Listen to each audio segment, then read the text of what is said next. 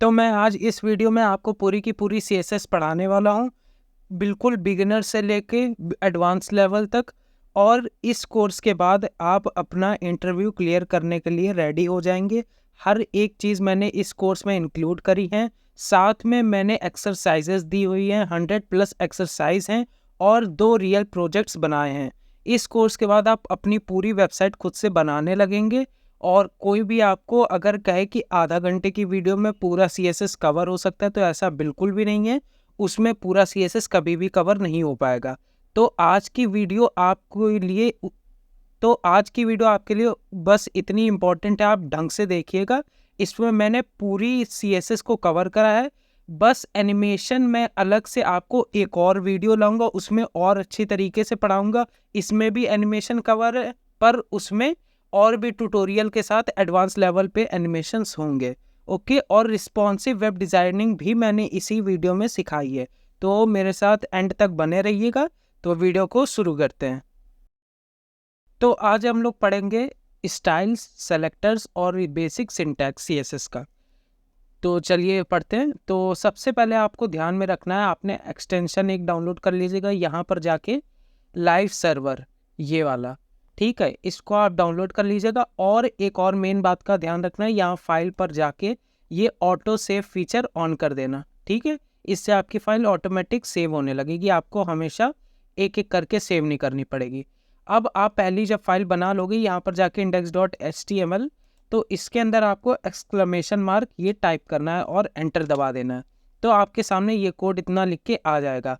अब देखो, हम लोग को पढ़ना है पहले सबसे कि बेसिक सिंटैक्स क्या होता है और हम लोगों की स्टाइल्स कितने तरह की होती हैं। तो CSS में स्टाइल 3 तरह की होती हैं, इनलाइन स्टाइल्स और इंटरनल स्टाइल और एक्सटर्नल स्टाइल। इनलाइन स्टाइल क्या होती हैं? सपोज करो मैंने यहाँ पर एक टैग बना दिया H1 टैग बनाया, इसमें लिख दिया मैंने दिस इज हेडिंग 1। ओके, अब मुझे इसमें CSS लगानी है। तो इसको पहले मैं क्लोज कर लेता हूँ और राइट क्लिक करके ओपन विथ लाइव सर्वर कर देता हूँ। तो जैसे हम लोग ओपन विथ लाइव सर्वर करेंगे तो हम लोगों का ये लाइव सर्वर ऑन हो जाएगा और साइड बाई साइड में लगा दे रहा। ओके, तो फिर अब हम लोगों को क्या करना है, जैसे मैंने लिख दिया ये दिस इज हेडिंग 1। ठीक है, अब इसमें मुझे CSS लगानी है। तो अगर मुझे इनलाइन CSS लगानी है तो मैं ये H1 के ओपनिंग टैग के अंदर लिखूंगा स्टाइल इज इक्वल्स टू, और जो भी प्रॉपर्टी आपको इसमें लगानी है, मान लो मुझे इसका कलर चेंज करना है, तो कलर रेड। ठीक है, तो इसका कलर रेड हो गया। तो इसको बोलते हैं इनलाइन स्टाइलिंग, जिसमें हम लोग टैग के अंदर ही स्टाइल लगा देते हैं। ठीक है, अब इसमें ऐसी बात नहीं कि सिर्फ एक लगा सकते हैं, इसमें हम लोग और भी लगा सकते हैं। जैसे फॉन्ट साइज इसका मैंने दे दिया 60 पिक्सल्स, तो इसका फॉन्ट साइज ये बड़ा हो गया। तो इसको बोलते हैं इनलाइन स्टाइलिंग, जिसमें हम लोग टैग के अंदर ही स्टाइल लगाते हैं। अब हम लोग को इंटरनल स्टाइल पढ़ना है। इंटरनल स्टाइल होता है ये जो हेड है, इसके अंदर हम लोग टैग बनाते हैं स्टाइल करके। ठीक है, और इसके अंदर हम लोग अपने प्रॉपर्टीज लिखते हैं। अब पहले मैं इसको हटा दे रहा हूं। ओके, अब देखो, अब इसमें अगर हम लोग डायरेक्ट प्रॉपर्टी लिखेंगे कि कलर रेड चाहिए, तो यहाँ पर कुछ भी नहीं हुआ और यहाँ पर ये एरर भी दिखा रहा है। तो ऐसा क्यों? इस वजह से ऐसा है क्योंकि अभी हम लोग ने भाई इसको सेलेक्ट तो करा ही नहीं है कि किस टैग में ये कलर रेड की प्रॉपर्टी लगनी है। H1 में लगनी है, और भी यहाँ हो सकता था H2, H3, H4, किस में लगनी है। तो इधर हम लोग इसके लिए यूज करते हैं सेलेक्टर। ठीक है, तो अब हम लोग यहाँ लिखेंगे H1 और इसको ये करली ब्रेसेस लगा के एंटर दबाएंगे। ठीक है, अब यहाँ पर हम लोग जो भी प्रॉपर्टी लिखेंगे, मान लो मैंने लिखा कलर रेड, तो ये हम लोगों का कलर रेड हो गया। इसका मतलब है इसने स्टाइल ने बोला कि H1 टैग के अंदर ये कलर रेड लगा दो। तो इसने कलर रेड लगा लिया। और अगर हम लोग जब भी डायरेक्ट ये टैग को सेलेक्ट करके यहाँ लिखते हैं तो इसको बोलते हैं एलिमेंट सेलेक्टर। ठीक है, क्या बोलते हैं? Element selector. ओके, तो स्टाइल्स हम लोगों की 3 तरह की होती हैं, इनलाइन, इंटरनल और एक्सटर्नल। सेलेक्टर हम लोगों के 4 तरह के होते हैं, ये हो गया एलिमेंट, और दूसरा होता है हम लोगों का आईडी सेलेक्टर।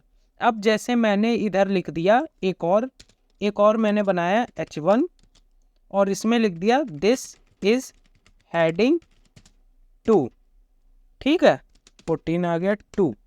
ओके, अब यहाँ पर देखो दिक्कत क्या हो रही है। दिक्कत ये हो रही है कि दोनों H1 टैग हैं और मैंने यहाँ पर सिर्फ मुझे चाहिए कि ऊपर वाले में रेड कलर आए, नीचे वाले में ब्लू कलर आए, और यहाँ पर तो पर दोनों में रेड कलर आ रहे हैं।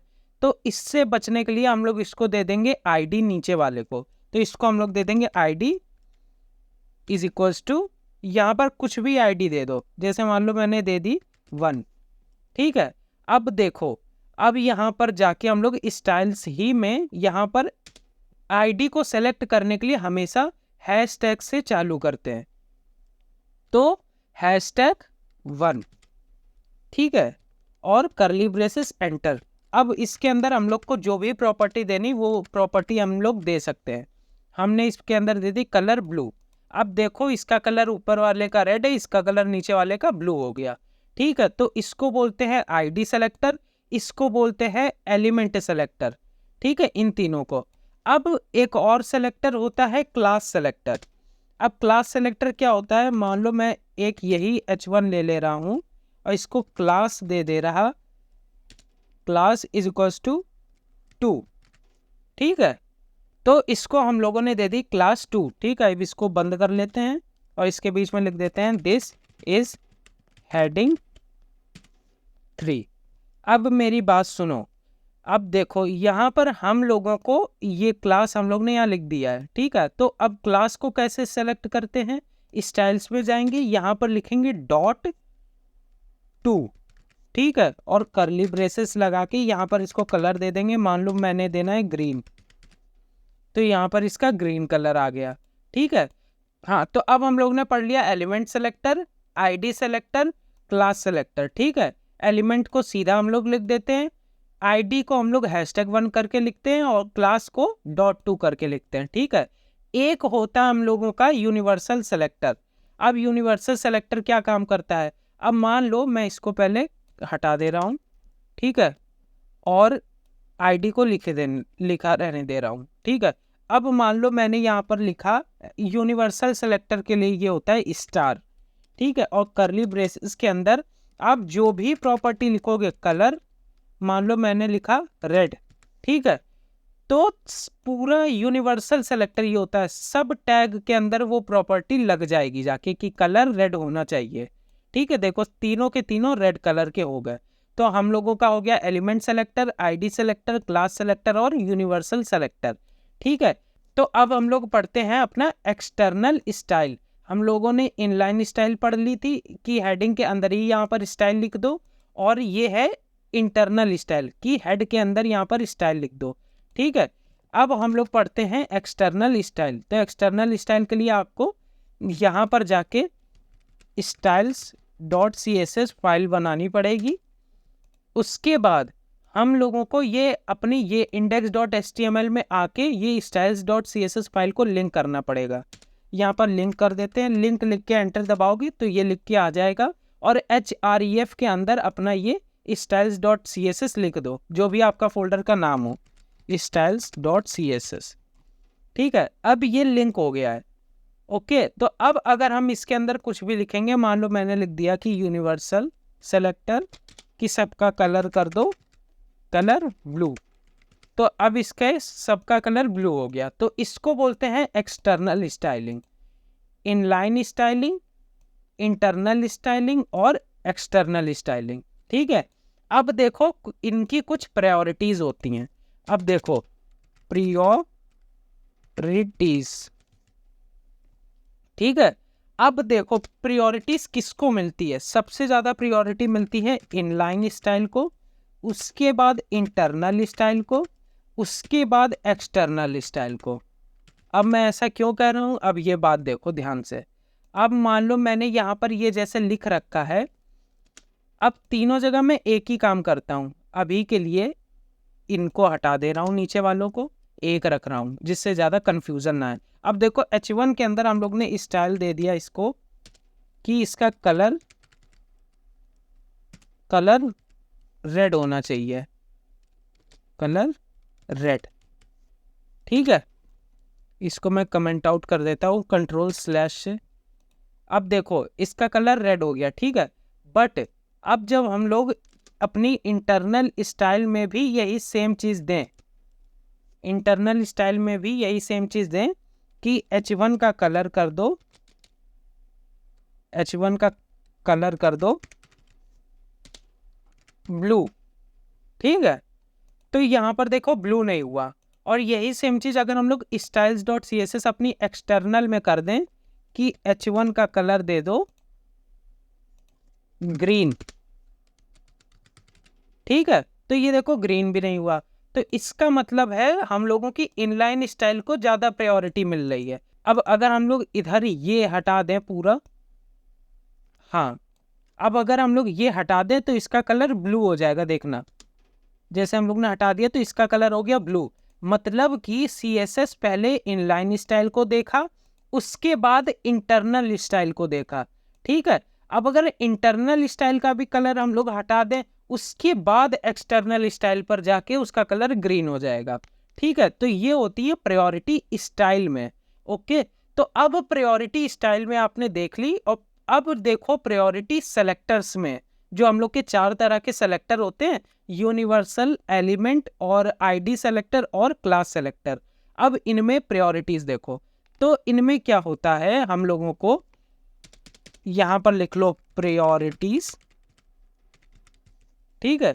अब इसमें प्रायोरिटी किसको मिलती है, तो सबसे ज्यादा प्रायोरिटी होती है आईडी सेलेक्टर के पास, उसके बाद क्लास सेलेक्टर के पास, उसके बाद एलिमेंट सेलेक्टर के पास, उसके बाद यूनिवर्सल सेलेक्टर के पास, यूनिवर्सल वो स्टार जो होता है, ठीक है। अब ये होती है इनकी कुछ प्रायोरिटीज। अब देखो ये कैसे काम करती हैं, कंट्रोल/ से कमेंट आउट कर दो। अब मेरी बात सुनो, ठीक है। अब ये मेरी बात तुम ध्यान से सुनो, इसी के अंदर मैं पढ़ा दे रहा हूँ, एक्सटर्नल स्टाइल को अभी नहीं कर रहे, ठीक है। अब देखो अगर हम यहाँ पर इसको आईडी दे दें, ID 1, और इधर ही क्लास भी दे दें क्लास 2, ठीक है, तो हम लोगों के पास कितनी चीज आ गई, क्लास आ गई, आईडी आ गई, एलिमेंट भी है, और यूनिवर्सल तो होता ही है, ठीक है। अब मेरी बात यहाँ ध्यान से सुनो, तो अगर हम लोग यहाँ पर लिख दें #1, ठीक है, और इसके अंदर हम लोग दे दें कलर रेड, ठीक, उसके बाद दूसरे नंबर पे प्रायोरिटी किसकी, क्लास की, ठीक है। और इधर ही हम लोग दे दें .2 और इसको कलर दे दें कलर ब्लू। इसके बाद एलिमेंट के पास तो हम लोग एलिमेंट ले लेते हैं और कलर ग्रीन, ठीक है। इसके बाद यूनिवर्सल के पास, तो यहाँ पर यूनिवर्सल सेलेक्टर ले लेते हैं और इसका कलर ले लेते हैं कलर, यही एक्वा ले लेते हैं, ठीक है। अब मेरी बात यहाँ देखो, अगर हम लोगों की किसी भी ये टैग के अंदर, हम लोगों की किसी भी टैग के अंदर यहाँ पर आईडी भी हो, क्लास भी हो, ठीक है, तो प्रायोरिटी आईडी को मिलेगी। जैसे हमने यहाँ लिखा है #1, तो यहाँ पर कलर देखो रेड है, ठीक है। अब अगर मैं यहाँ से आईडी को हटा दूं तो प्रायोरिटी जाएगी क्लास के पास। जैसे क्लास यहाँ पर 2 लिखा है और मैंने यहाँ .2 करके लिखा है ब्लू, तो ये देखो ब्लू हो गया।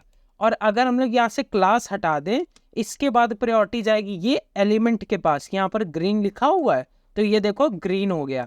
अब अगर हम लोग यहाँ से एलिमेंट भी हटा दें तो इसके बाद आखिरी में जाती है यूनिवर्सल सेलेक्टर के पास, तो यहाँ पर कलर एक्वा है और ये कलर एक्वा हो गया, ठीक है। तो इनको कहते हैं कुछ प्रायोरिटी सेलेक्टर में। तो आज आप लोगों ने देख लिया inline style, internal style, external style, तीनों की प्रायोरिटी देख लिए, चारों सेलेक्टर पढ़ लिए और चारों सेलेक्टर की प्रायोरिटी देख लिए। ये कुछ था CSS का बेसिक्स। अब मिलते हैं नेक्स्ट लेक्चर में, बाय।